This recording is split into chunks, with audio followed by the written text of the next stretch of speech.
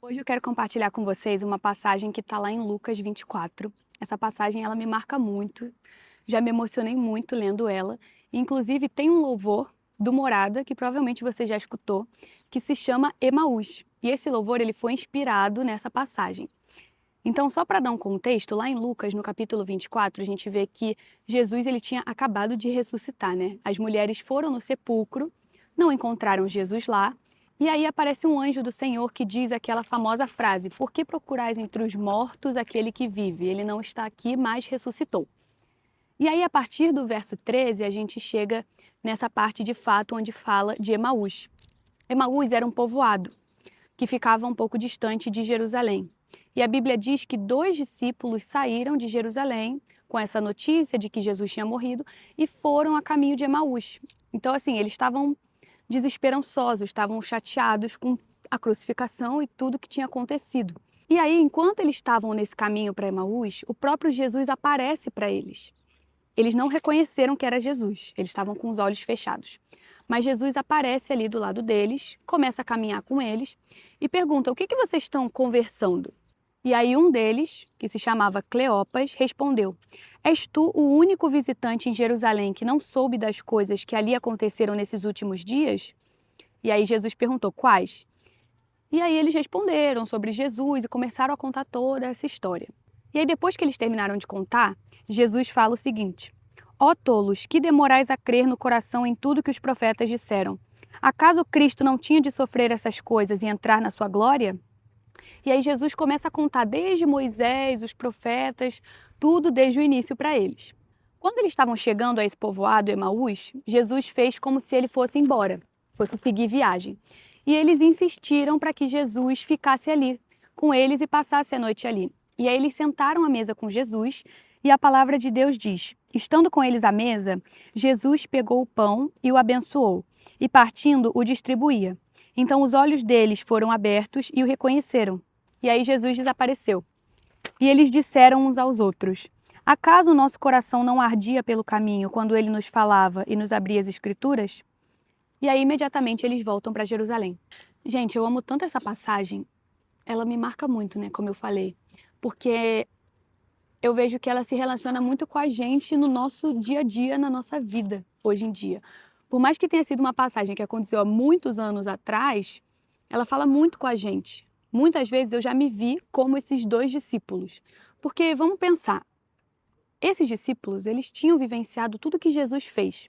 Eles tinham vivenciado os milagres, eles caminharam com Jesus, eles sabiam tudo o que tinha acontecido, Jesus anunciou o reino dos céus. Só que depois Jesus foi crucificado e parece que eles meio que sofreram uma quebra de expectativa. Eu acredito que eles pensavam que a vinda de Jesus ia ser de outra forma, que de repente Jesus iria mudar a política daquela época, que Jesus iria tirar aqueles governantes que estavam lá e iria assumir o poder. Mas não foi isso que Jesus veio fazer. Jesus veio trazer algo que era muito mais do que política.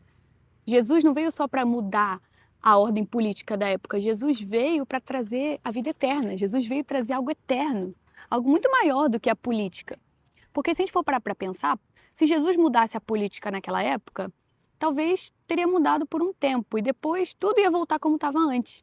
Mas Jesus veio trazer algo eterno, algo incorruptível. E aí esses 2 discípulos, mesmo eles tendo vivenciado todas essas coisas com Jesus, eles estavam cabisbaixos, estavam desanimados.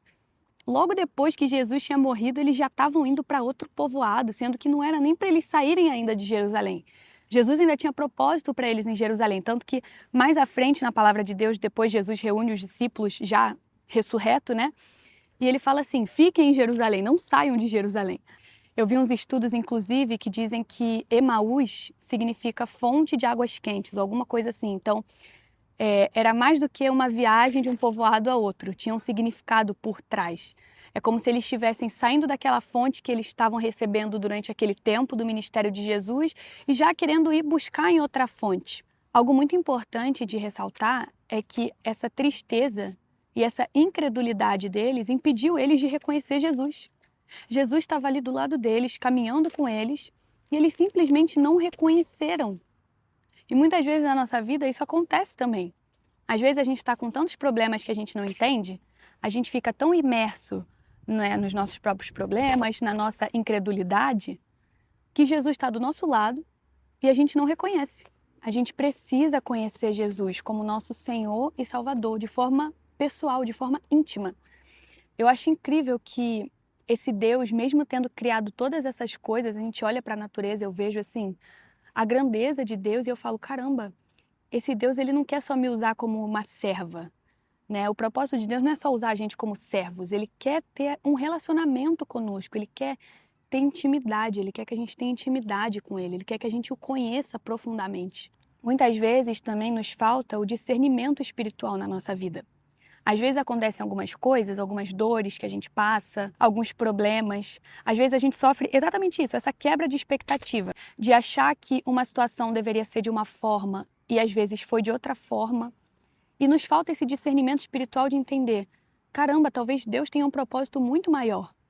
Assim como eles não reconheceram que o propósito da cruz era algo eterno, não era só algo momentâneo, político, mas era algo eterno, às vezes na nossa vida a gente também não entende isso. Que tem algumas coisas que a gente passa que tem propósito eterno, que às vezes não saiu da forma como a gente esperava, porque Deus tem um propósito tão maior por trás disso e a gente não percebe, a gente fica triste, cabisbaixo, e não percebe que os propósitos do Senhor são muito maiores do que os nossos, os pensamentos dele são muito maiores do que os nossos. Às vezes a gente faz como eles também. Na primeira dificuldade a gente quer fugir, a gente já quer pegar outro caminho, a gente, não, vamos sair daqui, vamos fugir, que nem eles estavam fazendo. Só que Deus ainda tem propósito para nós naquele lugar, Deus ainda quer usar a gente naquele lugar. Deus ainda tem coisas para fazer na nossa vida naquele lugar. E a gente quer sair correndo. Eu acho muito interessante que Jesus, ele pergunta para eles, né, o que vocês estão conversando? E Jesus já sabia de tudo, né? E aí eles explicam para Jesus tudo o que tinha acontecido e Jesus nessa paciência, mesmo já sabendo de tudo, né? Ele era o Cristo, ele ouve tudo que eles têm a dizer, ele caminha com eles. E isso fala muito com a gente, porque Jesus, ele é assim, ele é paciente, ele é bondoso, ele se preocupa com a gente, ele é realmente esse Deus relacional. Ele está ali para nos escutar, ele está ali para nos ajudar. O problema é que muitas vezes a gente não reconhece ele. Ele está ali, ele está nos escutando, ele está nos dando apoio, ele está do nosso lado. E a gente não reconhece. E aí depois é na mesa, quando Jesus parte o pão, que eles finalmente reconhecem que ele era Jesus. E isso também fala muito com a gente, porque é nessa hora da mesa, é no momento de intimidade, a mesa com Jesus, é nesse momento do pão que a gente reconhece Jesus. O que essa passagem quer dizer é que não tem como a gente reconhecer o Senhor de forma pessoal se a gente não tem um relacionamento íntimo com Ele. Se a gente não tem todos os dias aquele momento de sentar à mesa com Ele. Se a gente não gasta tempo na mesa com o Senhor, a gente não reconhece. Ele pode estar do nosso lado, Ele pode estar o mais perto possível. A gente não vai reconhecer.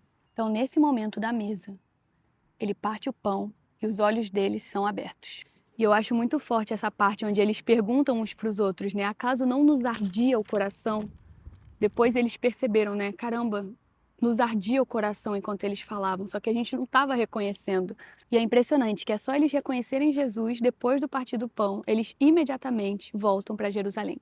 Eles imediatamente regressam, pegam o caminho de volta, voltam para onde eles nunca deveriam ter saído. Então a nossa fé, ela é aumentada no meio das dificuldades. É na desesperança que o Senhor revela a grandeza dos seus propósitos.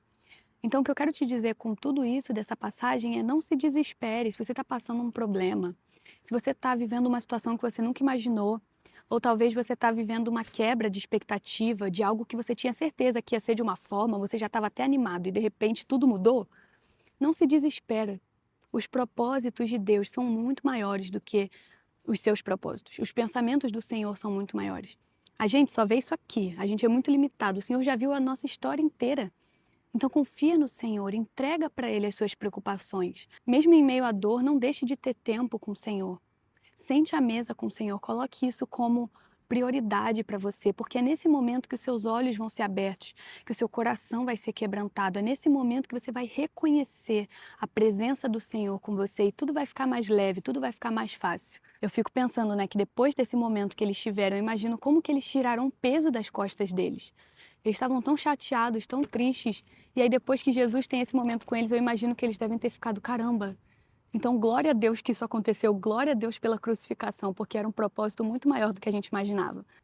E para a gente encerrar, eu quero muito orar com você nesse momento. Eu te convido a estar presente aqui nesse momento de oração e também a escutar esse louvor chamado Emaús, entendendo agora essa história por trás e tira um tempo para meditar nessa passagem de Lucas 24. Senhor, eu quero orar por cada uma dessas pessoas que está assistindo esse vídeo, Pai. Eu te agradeço pela vida delas, eu te agradeço, Senhor, pelo privilégio que é poder pregar tua palavra nas redes sociais. Talvez pessoas que estão em lugares que eu nem imagino vão assistir esse vídeo. E eu te peço, Pai, que o Senhor possa ter um encontro com essa pessoa. Eu te peço que, mesmo em meio às dificuldades, essa pessoa possa reconhecer a tua mão, possa reconhecer o teu amor, possa reconhecer que, mesmo ela não entendendo, o Senhor está cuidando de todas as coisas. Toca essa pessoa de uma maneira especial, toca a vida dessa pessoa, transforma o coração dessa pessoa, Pai. Tira o coração de pedra, coloca um coração de carne. Que ela reconheça a tua presença em todas as situações, que ela tenha sede, fome de buscar o Senhor. E que, acima de tudo, Pai, ela possa reconhecer que há um propósito maior para todas as coisas e que todas as coisas cooperam para o bem daqueles que amam o Senhor, daqueles que foram chamados pelo seu propósito. Muito obrigada pela vida dessa pessoa, que a partir de hoje ela já se sinta mais em paz, ela sinta que o Senhor está cuidando dela de forma profunda e nos detalhes, Senhor. Em nome de Jesus. Amém. E é isso, gente. Jesus abençoe vocês e que a gente possa finalmente reconhecer que os propósitos do Senhor são muito maiores do que a gente imagina.